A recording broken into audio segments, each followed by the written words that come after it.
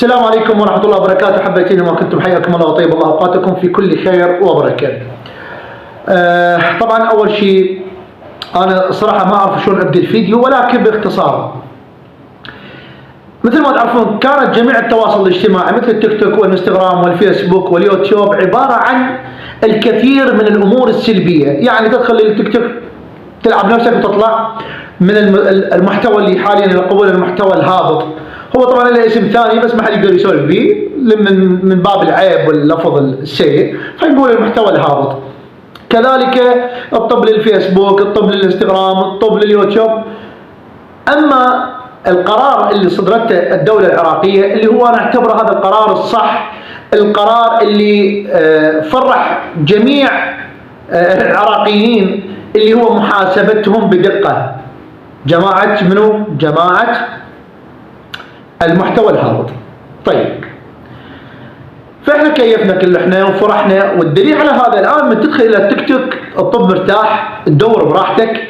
بالسابق ما تقدر تقلب بالتيك توك اذا اكو يمك قاعد شخص، لان الفاظ ما مشوفه، كلام ما مسموع، انت تستحي تحكيه باي مكان، حتى بوحدك تستحي تحكيه جاي النطق. طيب كيفنا وفرحنا وشفناها شلون نطفن التواصل الاجتماعي. بعدين قررت الدولة العراقية انه تحكمهم بشقد؟ تحكمهم ب6 أيام.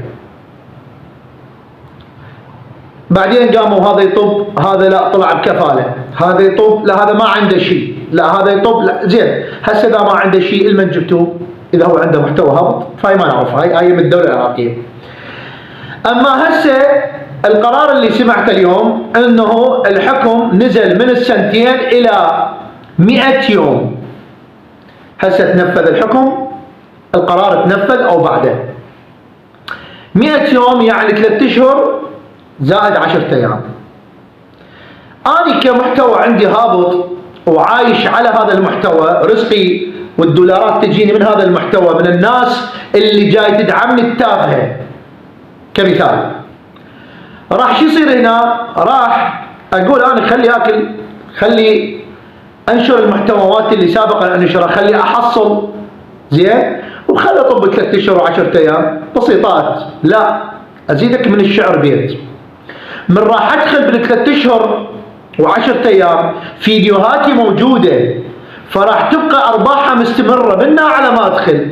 والازيد من هذا الموضوع انه الانسان اللي جاي اتابعه، التافه اللي جاي يتابع التافه زين، من راح يجي ويدخل وسمع بهذا اللي كان يتابعه طب للسجن، راح يرجع يتابعه. خلنا نشوف صديق طب للسجن، بالله دخل السجن، طلع من السجن، لو ما طلع من السجن. فصارت المشاهدات اكثر والارباح اكثر والمشتركين اكثر مع الاسف الشديد.